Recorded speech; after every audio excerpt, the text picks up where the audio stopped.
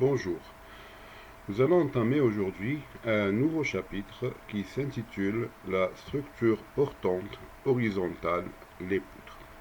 Alors, il faut bien comprendre qu'on est en ce moment du second semestre en train d'étudier la superstructure. Et nous avions divisé la superstructure en deux grosses sous-parties. Alors, la structure portante horizontale, dont on a vu une partie euh, déjà au dernier cours, donc structure portante plutôt verticale, les poteaux, les voiles, etc. Toujours en cours au niveau des TD. Et la structure portante horizontale. Alors, la structure portante horizontale, nous allons avoir les poutres, c'est ce chapitre, et nous allons avoir les planchers. C'est très important de voir ceci. Alors, il y a une troisième partie, d'accord, sur la partie, plutôt sur la structure portante, plutôt la superstructure, il y a les contreventements. Alors, ceux-ci seront vus en fin de semestre, Inch'Allah. Donc, contreventement. Ça va venir, Inch'Allah. Donc, la structure portante verticale, c'est bon. Structure portante horizontale, aujourd'hui, les poutres. Plus tard, les différents planchers. Et enfin, nous verrons les contreventements.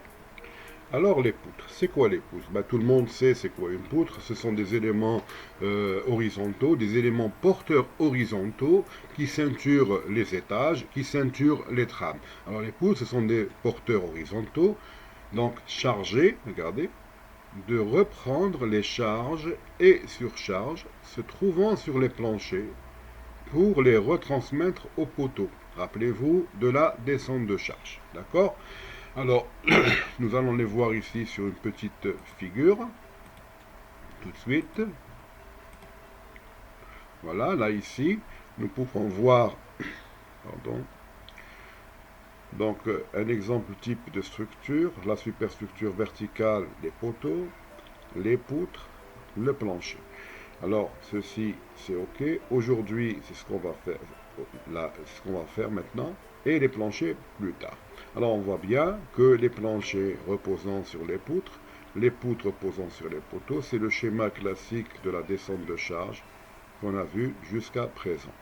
Alors, quel est le type de chargement sur les poutres? On voit bien que le plancher, regardez, et de ce qu'il y a au-dessus, donc les personnes, le mobilier, les cloisons, les revêtements de sol, etc., etc.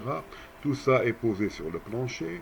Ce plancher lui-même repose sur les poutres. Alors, par action-réaction, vous voyez que les poutres subissent l'action des dalles, des planchers. Et donc, ce sont des charges qui vont être, on va supposer, être uniformément distribuées, comme on le voit ici, sur la longueur de la poutre. Donc c'est les planchers et ce qu'il y a au-dessus qui va être transmis à la poutre. Donc les poutres vont recevoir les charges permanentes et d'exploitation au travers des planchers par réaction d'appui. Donc nous voyons que les charges agissant sur les poutres de plancher sont essentiellement des charges verticales. Poids propre, surcharge d'exploitation, ou si c'est un plancher terrasse, de neige éventuellement. Notez que ces surcharges sont supposées uniformément réparties, mais parfois ces mêmes charges peuvent être ponctuelles. On peut avoir des charges ponctuelles. On peut avoir par exemple un balcon, regardez ici, un balcon en porte-à-faux. Cette poutre de balcon, vous allez avoir un garde-corps ici, et vous allez avoir la charge qui sera, donc si j'ai un garde-corps, la charge du garde-corps sur la poutre console ici, qui est ici, c'est une poutre aussi, c'est une charge ponctuelle. Si j'ai un parking et j'ai une poutre, d'accord, je vais avoir une roue véhicule ici. La roue va donner une charge ponctuelle sur la poutre. Donc, on peut avoir des charges réparties sur les poutres. Bon, vous le savez, en RD1, vous l'avez déjà fait, mais on peut avoir aussi des charges ponctuelles très diverses. Très bien, mais nous, cette année, nous n'allons considérer pratiquement que les charges uniformément réparties, hein. C'est les plus importantes et les plus, voilà, les plus courantes. Voilà. Alors, donc, c'est ce qu'on vient de voir. Alors, sur la figure 1, comment les charges sont transmises au plancher. Maintenant, ces charges-là, qu'est-ce qu'elles vont produire au niveau de la poutre? Une charge, pour moi, d'accord, ce n'est rien d'autre qu'une action. Moi, je voudrais bien savoir que provoque cette action sur la poutre pour que je puisse la dimensionner. Vous vous rappelez, pour la descente de charge, nous avions les charges permanentes G et les charges Q, et nous avons fait une descente de charge donc, pour déterminer l'effort interne dans le poteau. C'est grâce à cet effort interne que j'ai pu dimensionner la section du poteau. La même chose ici, il faut bien voir,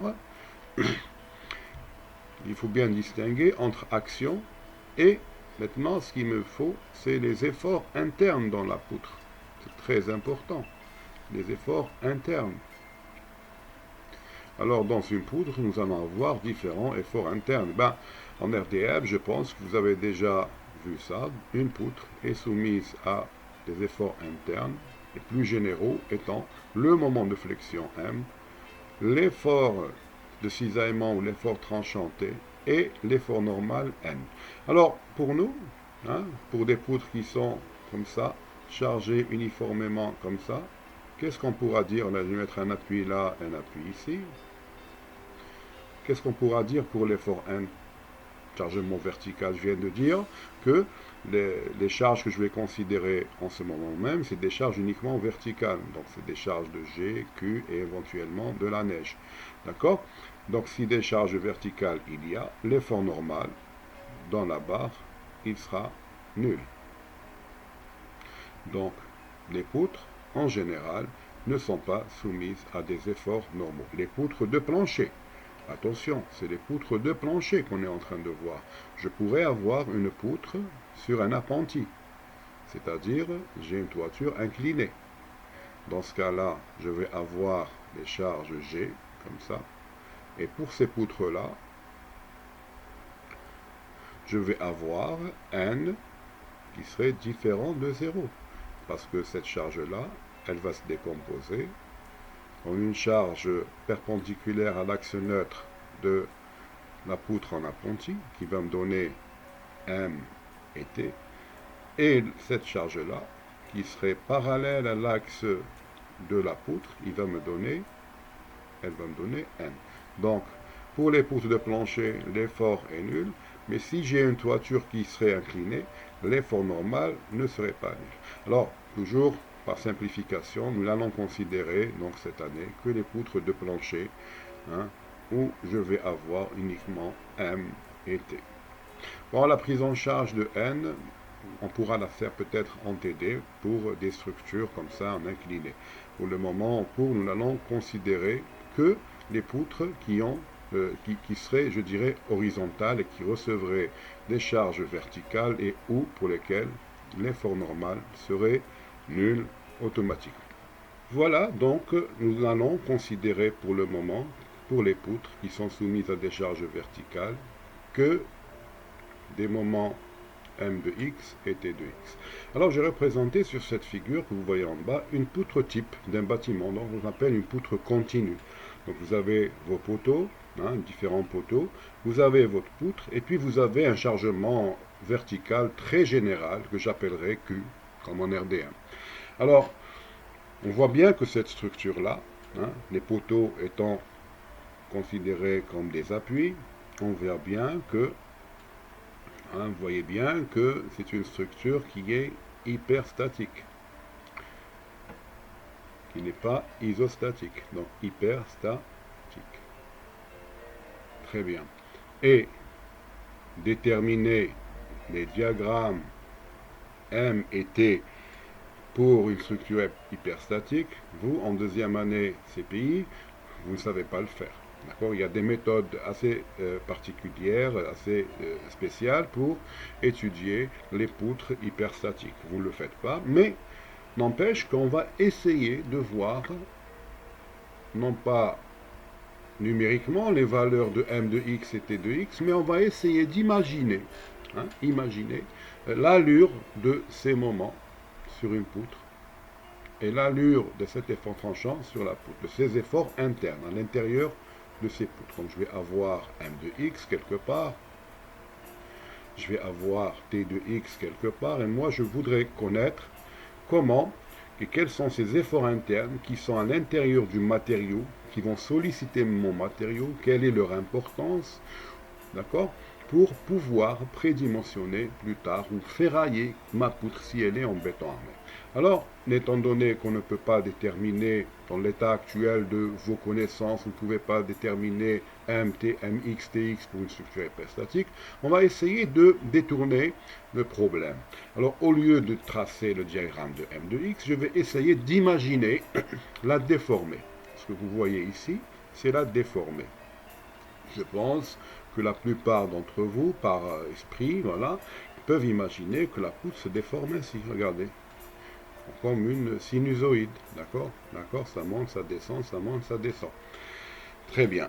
Alors, que se passe-t-il? Eh bien, nous allons voir un petit peu les zones qui vont être tendues et les zones qui vont être comprimées. Donc, ZT, zone tendue, ZC, zone comprimée. D'accord? Pour tendu, on va symboliser par le signe moins.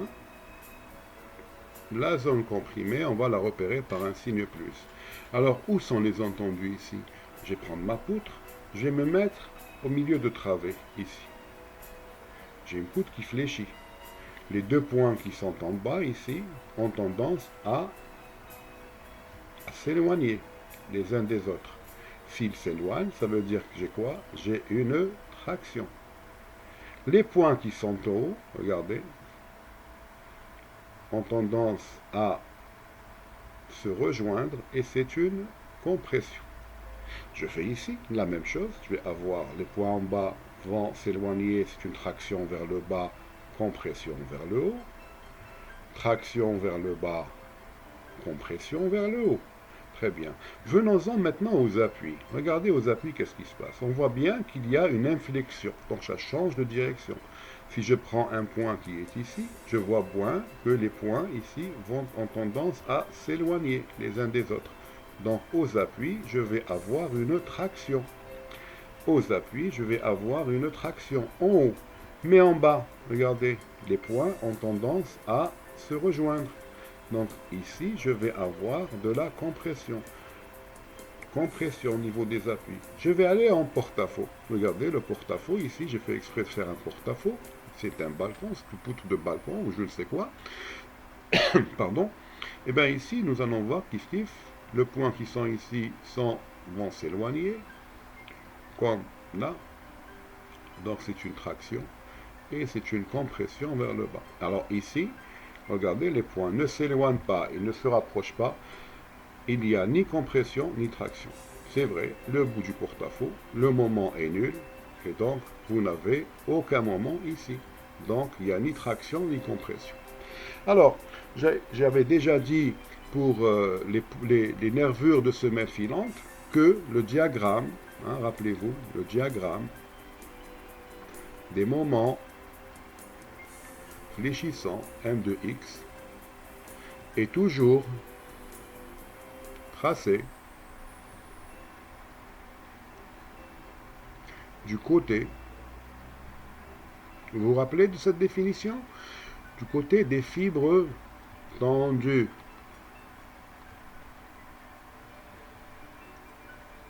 Où sont les fibres tendues ici? Elles sont vers le bas. Où sont les fibres tendues? Elles sont vers le bas. Où sont les fibres tendues? Elles sont vers le bas.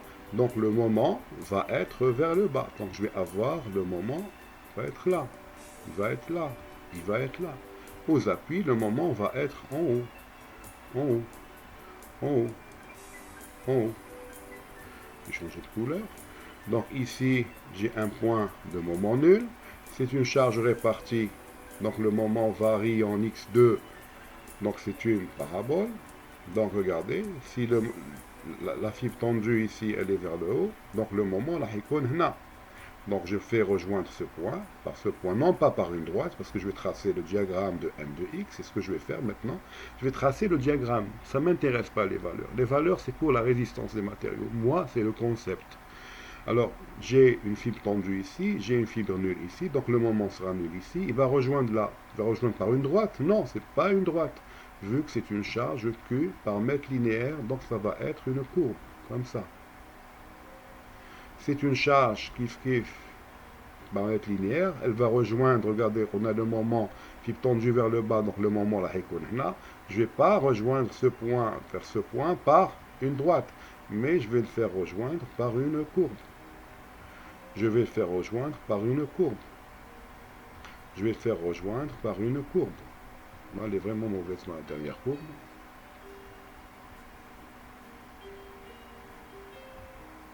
Voilà. Ça remonte. Ça descend. Ça remonte. Et ça sort. C'est le diagramme des moments de flexion pour n'importe quelle poutre de bâtiment sur plusieurs appuis. Aux appuis, vous avez un moment négatif vers le haut, un moment positif vers le bas. D'accord? Et vous suivez à chaque fois les fibres tendues, les fibres comprimées. Le diagramme des moments, là vous l'encadrez et vous ne l'oubliez jamais. J'en ai déjà parlé au niveau des nervures des semelles filantes. Là on en reparle pour les poutres de bâtiment. Le diagramme M de X est toujours tracé du côté des fibres tendues. Et c'est comme ça qu'on trace le diagramme des fibres tendues. Donc je sais les zones qui sont tendues, les zones qui sont comprimées, Donc s'il y a des comprimés, il n'y a pas de diagramme ici. Le diagramme sera vers le bas. Il est vers le bas, donc c'est positif. Il est vers le haut, c'est négatif. Négatif, le signe du moment. Mais ce n'est pas les fibres qui sont tendues ou comprimées. Il faut faire cette différence. Donc le moment, toujours tracé du côté des fibres tendues, les fibres tendues, les fibres comprimées. Mais sa valeur, elle est positive, attention. Voilà. J'efface. Pardon. On continue. Voilà le diagramme des moments. Alors, à partir du diagramme des moments, on peut déduire le diagramme de T de X. Comment? Je sais que T de X, c'est la dérivée du moment M de X par rapport à X. Je dérive une courbe, ça donne une ligne droite. Je dérive une courbe, ça donne une ligne droite. Je dérive une courbe, ça donne une ligne droite. Et donc, c'est le diagramme de T de X sur une poutre continue obtenue par dérivation de courbe. La dérivée de X2, ici vous avez un moment en X2, voilà, je crois, c'est une droite en X, en fonction de X. Et c'est le diagramme de T de X que vous avez sur une poutre. Donc, toujours pour les poutres continues de bâtiment, alors je repère les appuis, bon, c'est légèrement décalé. Donc les poteaux, ils sont là. Voilà. Au niveau des appuis, le moment est négatif. Au niveau de la travée, il est positif. Et ainsi de suite. Vous avez ce balai. C'est un balai. Ça monte, ça descend. Ça monte, ça descend. Ça monte, ça descend. Pour n'importe quelle poutre de bâtiment. Alors, les valeurs ici, il faudra demander à monsieur RTM comment on détermine ces valeurs. Bah, c'est pas de votre ressort pour le moment. Et ça ne m'intéresse pas. D'accord? Là, continue.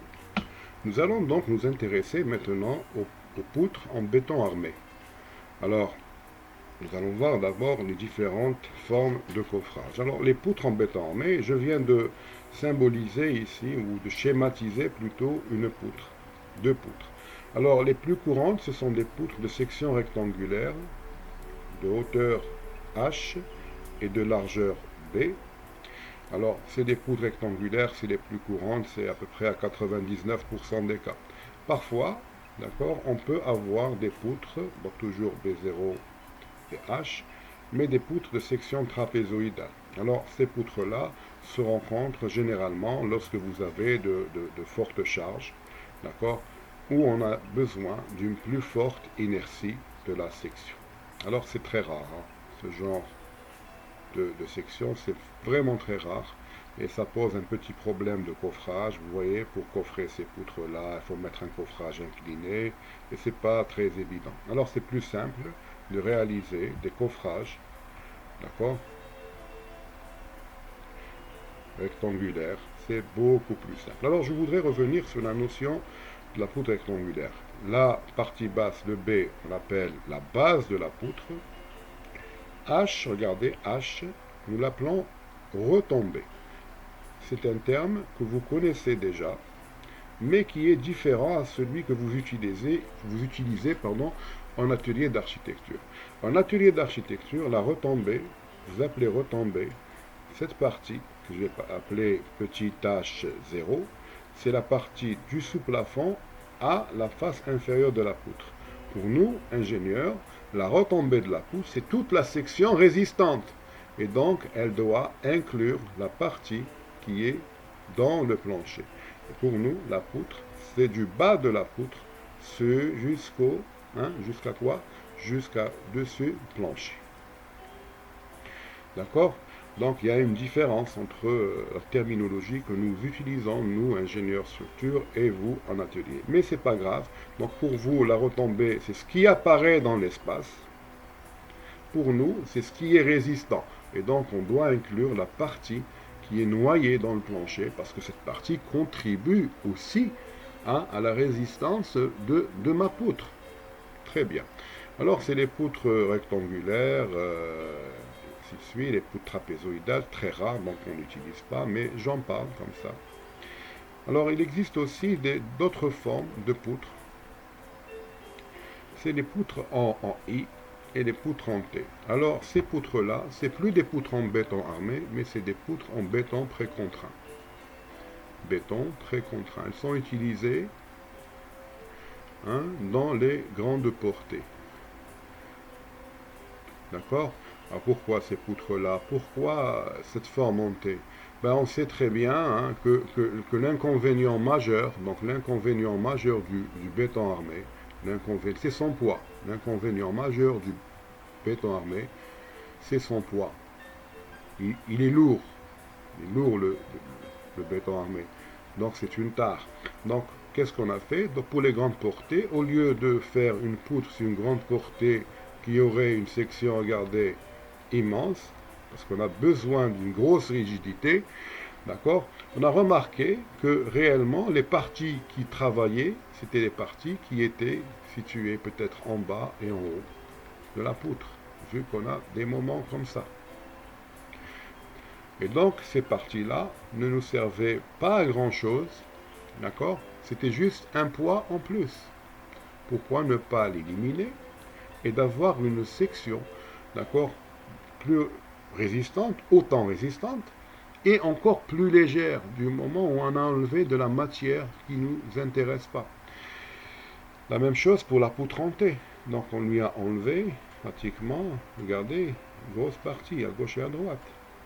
Tout ça, c'est un poids qui va être en plus sur ma poutre et qui ne va pas apporter une résistance meilleure.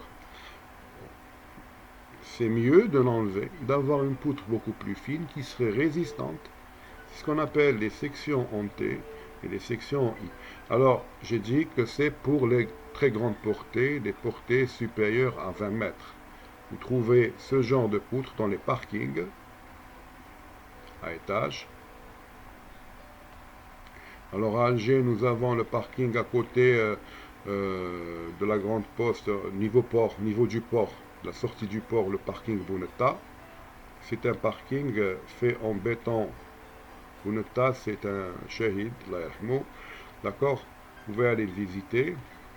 Je vais essayer de retrouver des photos de la période de sa construction. J'ai essayé de le faire hier, j'ai fouillé 4 disques durs, j'ai pas trouvé, il me reste 2 disques durs. Je vais essayer de les fouiller et voir si je peux vous ramener des photos de l'époque de la construction du parking Bounetta, où vous allez voir effectivement ce genre de poutre de grande portée dans le parking. et c'est des poutres précontraintes. On voit ici des câbles de précontrainte. Alors, je ne rentre pas dans le détail de la précontrainte. Normalement, vous en avez déjà entendu parler l'année passée, en première année. D'accord? C'est des poutres en général qui sont isostatiques. Elles sont posées sur des culées ou sur des supports par le biais d'appuis en caoutchouc qu'on appelle des appuis en néoprène. Voilà. Donc ces poutres-là, utilisées en grande partie là où vous avez des grandes portées et des surcharges quand même importantes dans les parkings ou dans les ponts. Vous pouvez les voir dans les ponts. D'accord? Les ponts multispan, travées multiples. Vous pouvez voir que les poutres qui supportent le pont, la chaussée, c'est des poutres en I. Rarement chez nous en T. C'est beaucoup plus en I, c'est des poutres en I. Voilà, donc ces poutres-là ne nous intéressent pas plus qu'il en faut. Et donc, nous n'allons pas les voir. Ce qui m'intéresse, donc moi, en deuxième année, hein, c'est les poutres de section rectangulaire qu'on vient de voir tout à l'heure. Voici donc des poutres de pont en I. Et vous pouvez voir les câbles de précontrainte ici. Regardez la portée ici, c'est environ dans les 25 mètres. C'est vrai que c'est une perspective, donc on n'a pas une bonne visibilité. On ne peut pas apprécier bien les distances, mais c'est une poutre de pont. Voilà aussi une poutre en I. Et on voit ici aussi les câbles de précontrainte. C'est des câbles de prétention. Et plus haut, c'était des câbles de post-tension.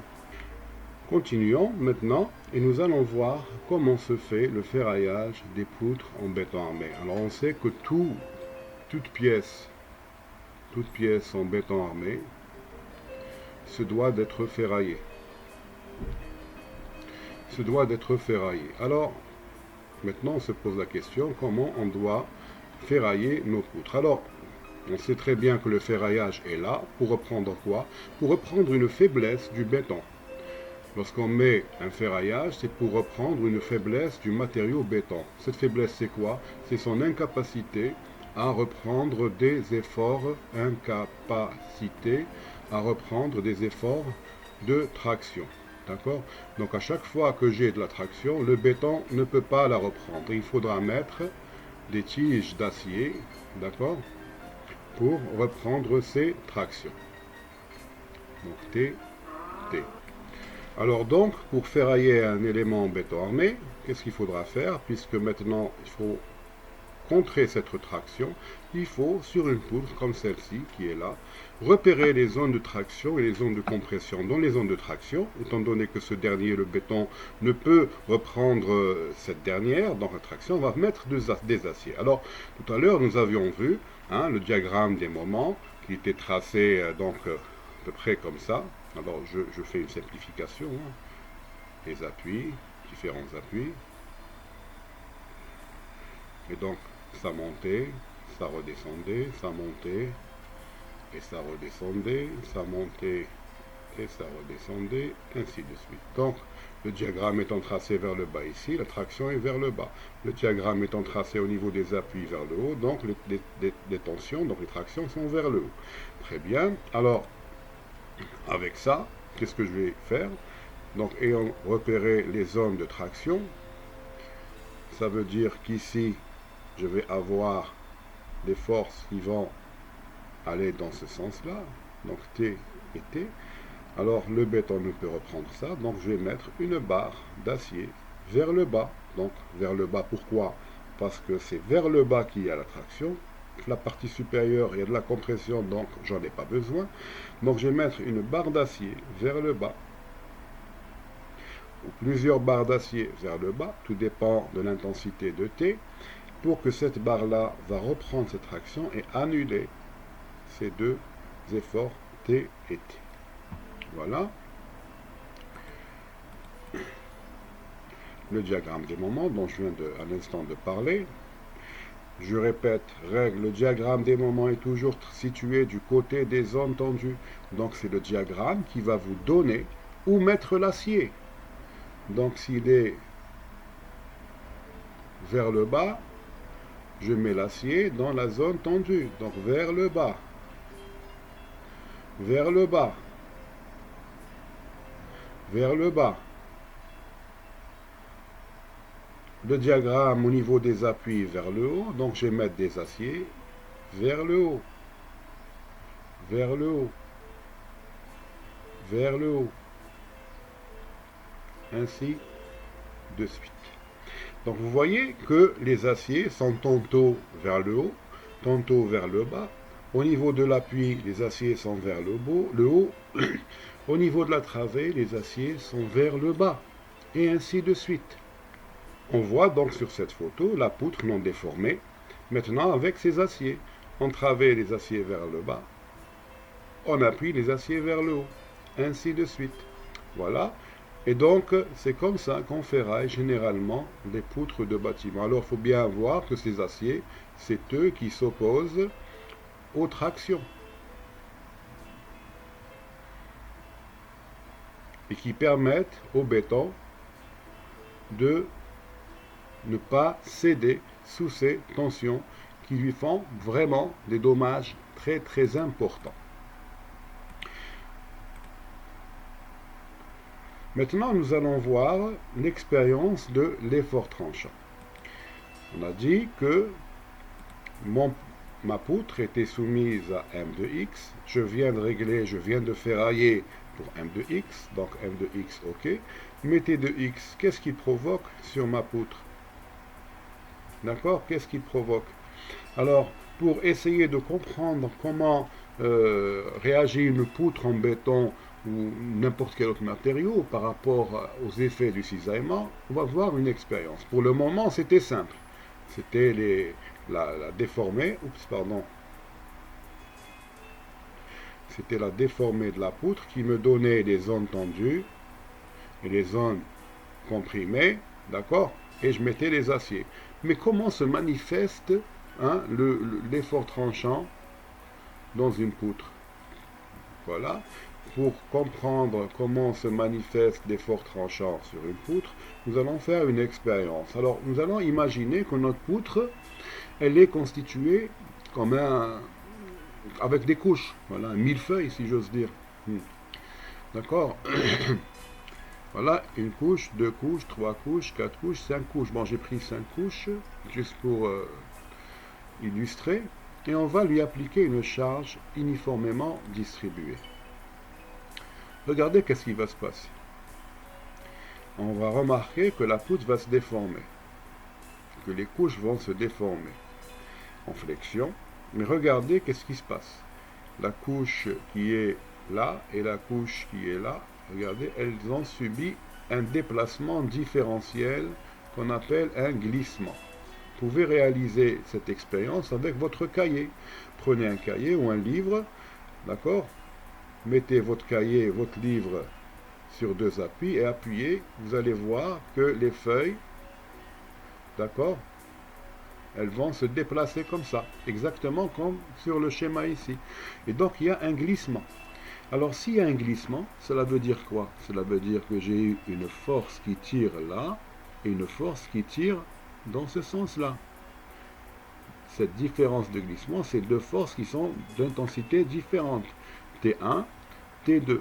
Donc il y a un delta T, vu que T1 supérieur à T2, ce glissement, il est dû à un certain allongement delta T, plutôt un certain effort résiduel delta T, qui va désagréger ma poutre, elle va casser ma poutre si je laisse comme ça. Moi je ne veux pas que ma poutre va se désagréger, c'est des poutres comme ça, c'est bon, elle est cassée, d'accord? Je veux que ma poutre reste droite, comme ça, je voudrais qu'elle reste droite. Donc si c'était des planches, alors imaginons que c'était des planches, alors comment on pourrait se prémunir contre ce glissement? On va se recycler en menuisier, on va réfléchir comme un menuisier, j'ai des planches qui vont se séparer les unes des autres, donc ça c'est l'effet de l'effort tranchant. Donc l'effort tranchant provoque, donc l'effort tranchant, d'accord, va provoquer ce glissement. Le glissement, c'est des contrainte de traction dans un plan horizontal, comme ici, glissement. Et je ne veux pas que ça se produise. Donc je suis menuisier, j'ai un marteau, j'ai des planches, j'ai des clous. Ben, pour éviter que ça ne glisse, un plan ne glisse par rapport à un autre, qu'est-ce que je vais faire? Je vais planter des clous ici, pour qu'il n'y ait plus de glissement, comme vous voyez sur l'image. Si je mets un clou là, je remarque que le glissement il est beaucoup plus important au niveau des appuis. Alors ici, au milieu, regardez, il n'y a presque plus de glissement. Donc le glissement est beaucoup plus important aux appuis. Pourquoi? Si j'ai une poutre sur deux appuis, chargée uniformément comme ça, le moment est like this, l'effort tranchant, regardez, c'est comment qu'il est.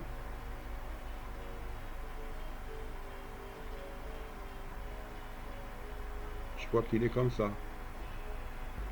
Pardon, j'ai fait une bêtise. L'effort tranchant s'annule au maximum. Donc, j'ai un effort tranchant comme ça, T2X. Voilà, ça c'est plus juste. J'ai mes appuis. Et l'effort tranchant, regardez, il est plus important aux appuis. Le glissement est plus important. Plus qu'on s'éloigne, il n'y aura plus de glissement. Cette section, il n'y a plus de glissement. Donc, je disais, il faudrait mettre des clous. Beaucoup plus de clous au niveau de l'appui parce que le glissement est très important. L'effort tranchant aussi. Beaucoup moins de clous, voire pas de clous du tout, pardon. Beaucoup moins de clous au niveau de la travée. On va les éloigner les uns des autres. Et dès qu'on se rapproche de l'appui, on va mettre beaucoup plus de clous. D'accord? Et c'est ce qu'on voit sur la figure juste après.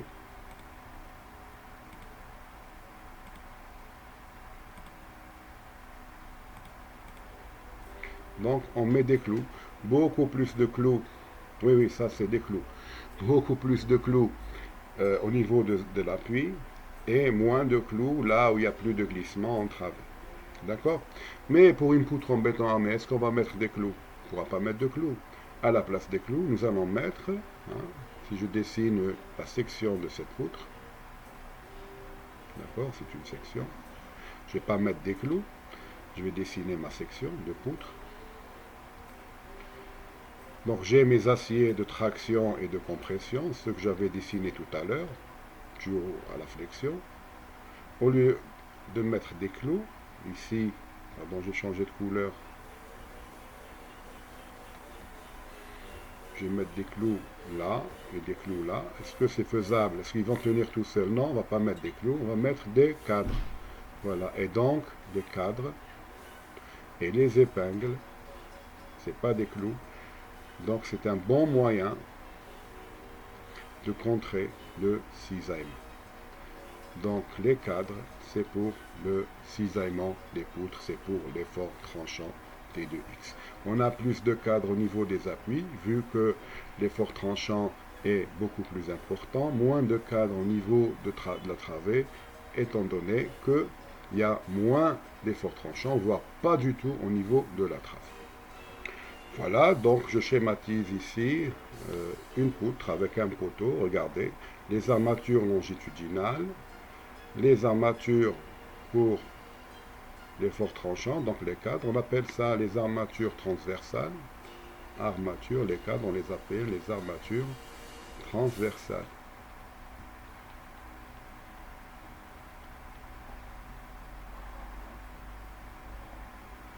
D'accord? Voilà, on voit qu'il y a plus de clous dans notre image, en dessous. Alors regardez ici, on va essayer d'interpréter ce qu'il y a ici. Nous avons des aciers longitudinaux inférieurs parce que le moment est vers le bas. Nous avons des aciers, regardez, supérieurs parce que le moment est vers le haut. D'accord? Et nous avons ici des armatures, est-ce que vous les voyez, longitudinales? Pourtant, en haut, ici, j'ai de la compression. Normalement, je ne devrais pas avoir des aciers ici.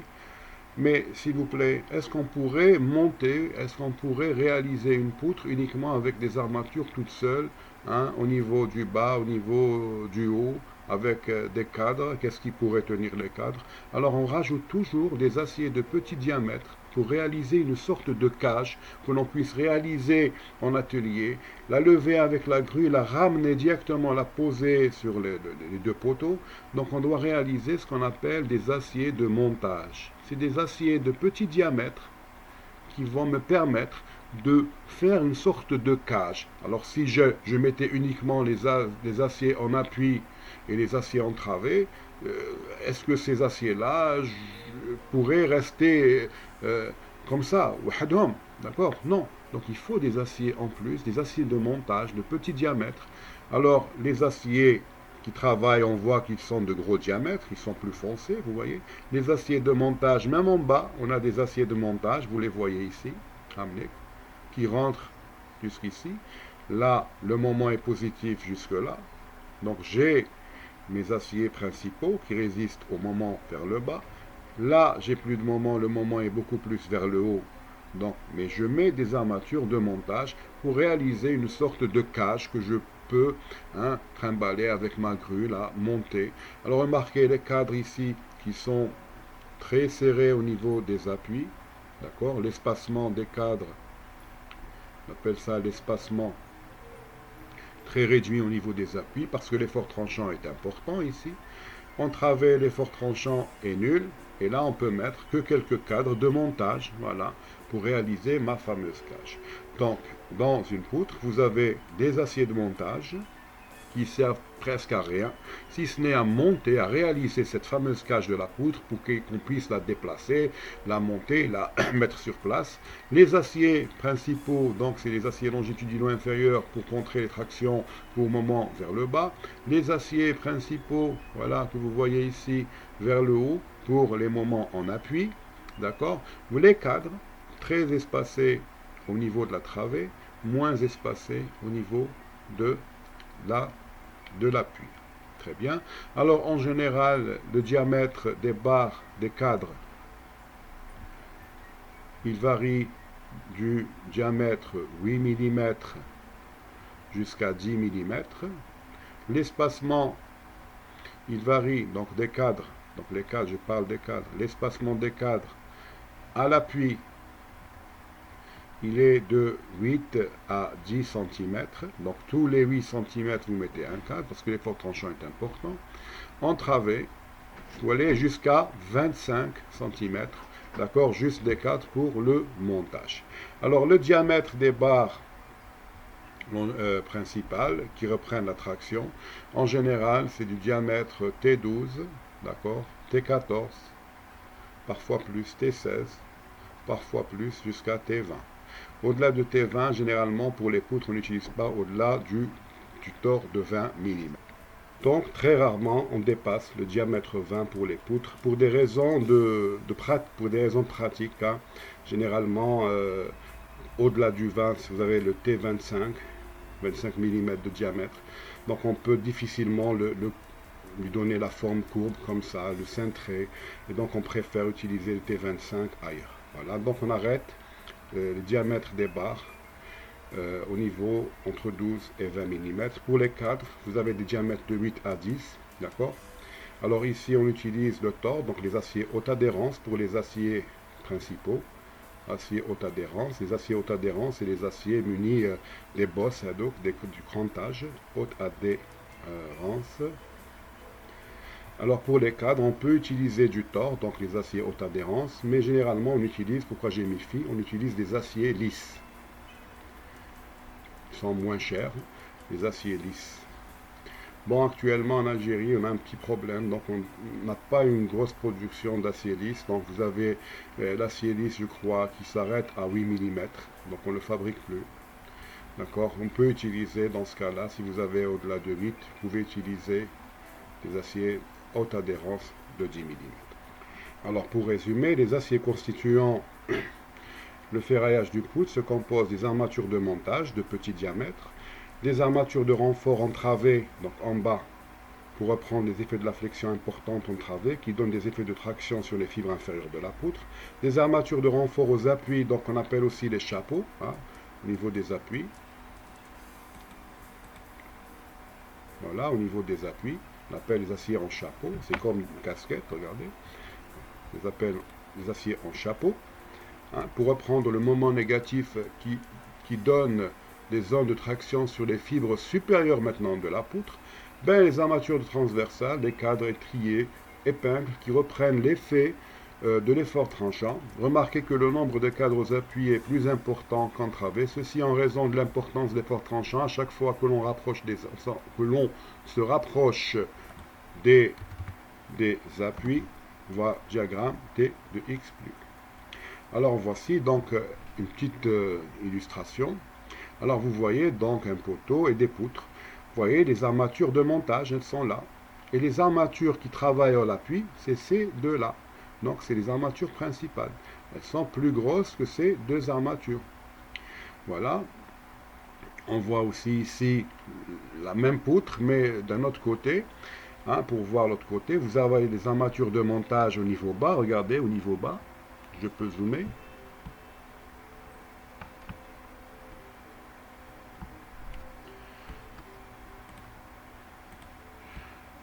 Voilà.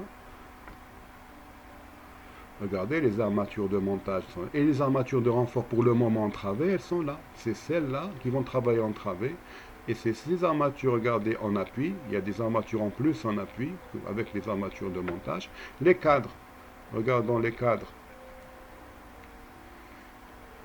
Ils sont plus rapprochés ici au niveau de l'appui, regardez, et moins espacés au niveau de la trave. Voilà, donc c'est comme ça qu'on ferraille des poutres en béton armé. C'est très simple. Là, c'est une poutre continue de plancher avec une console. Voilà. Nous allons nous intéresser maintenant au prédimensionnement des poutres. Alors, prédimensionner une poutre, alors il faut distinguer deux cas possibles. Donc,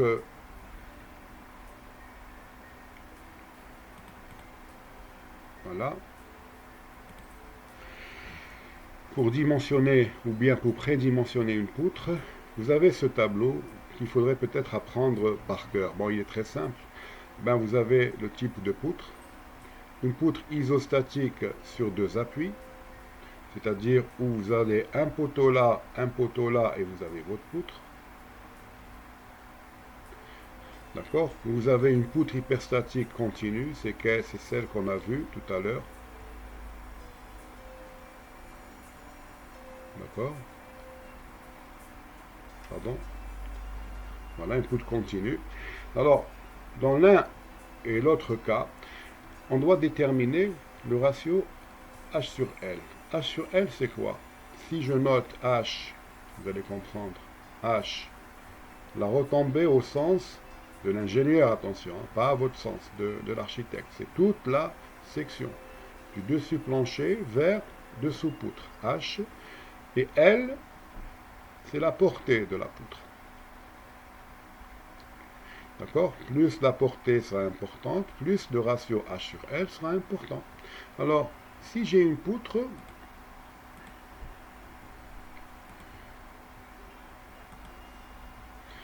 une section rectangulaire, alors le ratio H sur L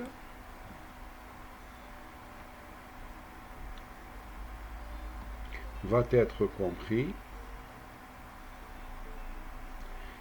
entre 1/15 et 1/10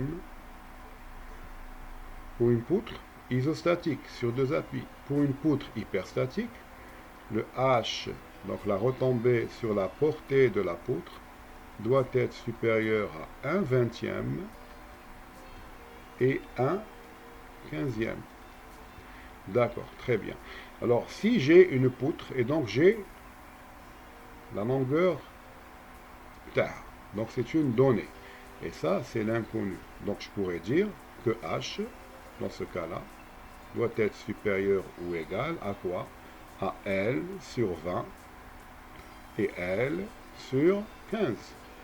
C'est une poutre continue. Pour une poutre isostatique, Donc je pourrais écrire de même que H va être supérieur ou égal à L sur 15 et inférieur ou égal à L sur 10. C'est une donnée, c'est l'inconnu. D'accord? L, c'est donné par votre architecture. Alors pourquoi il y a deux bornes, 15 et 10?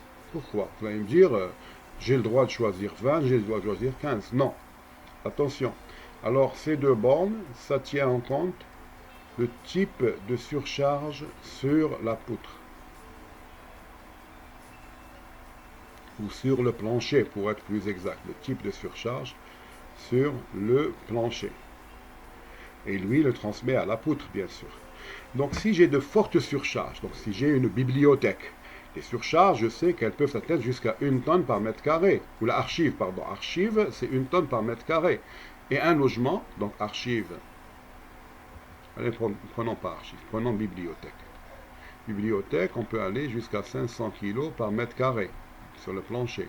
Pour un logement, on est à 150 kg par mètre carré. Et donc, ce ne serait pas logique de donner la même retombée pour des planchers qui reprennent de fortes surcharges et des planchers qui reprennent des surcharges modérées. Donc si je suis dans le cas d'un plancher où les surcharges sont modérées, donc je vais choisir ma retombée beaucoup plus vers ce sens-là. Si je suis par contre dans un plancher où les surcharges sont importantes, je vais aller chercher des retombées beaucoup plus importantes et donc vers ce sens-là. Voilà, donc il faut prendre ces formules par cœur. Alors la largeur de la section, elle varie. Donc la largeur de la section, une fois que j'ai déterminé le H en fonction de ma portée que je lis sur mon plan d'architecture, donc je vais déterminer mon H, donc j'ai la portée maximum, je détermine le H. Une fois que j'ai déterminé le H, je vais aller chercher le B. Le B, c'est entre 0,3 H et 0,6 fois H que je viens de déterminer à l'instant. Une valeur moyenne, c'est 0,45 H. Alors pour le bâtiment, le B, en général, on prend de l'ordre de 30 cm. Les retombées, tout dépend de votre portée de la poutre. Voilà. Alors ici, c'est pour les poutres en I et en T. Bon, ne regardez pas ça. D'accord? Vous, école d'architecte, c'est ce qui vous intéresse le plus. Donc, c'est les poutres de section rectangulaire B fois H. Ben, aussi, une petite interprétation. Pourquoi, regardez, pour les poutres les poutres isostatiques, on voit que la retombée est beaucoup plus importante que les poutres hyperstatiques. Tout simplement parce qu'une poutre isostatique, les moments ferrailles sont importants, les flexions seront importantes, la déformation est importante dans le cas de ces poutres-là, et donc c'est normal que l'on augmente le H. Pour les poutres hyperstatiques, donc il n'y a plus de support. Il y a beaucoup plus de support que pour une poutre isostatique. On a deux. Donc, du coup, une structure qui possède beaucoup plus de support est une structure qui est beaucoup plus stable. Et donc, on n'a pas besoin de mettre un H aussi important que dans ce cas-là. Voilà. Et donc, ça termine notre cours d'aujourd'hui. Donc, je vous remercie de l'avoir suivi.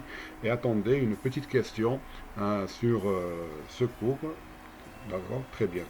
Voilà, merci beaucoup et bonne journée.